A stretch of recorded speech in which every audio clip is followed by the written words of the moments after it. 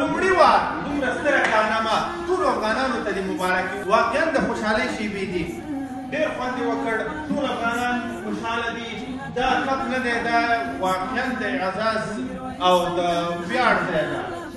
دا په لومړي وار دی چې افغانانو دومره ستره کارنامه وکړه. د اسیایي شورا د میرجن سیالۍ اتلولي یې خپله کړه او په خپل ویاړ او زحمت یې وکولی شوه چې ټولو سیالو لوبډلو ته ماتې ورکړي او دغه ستر ویاړ او اعزاز د افغانستان شروع کړي.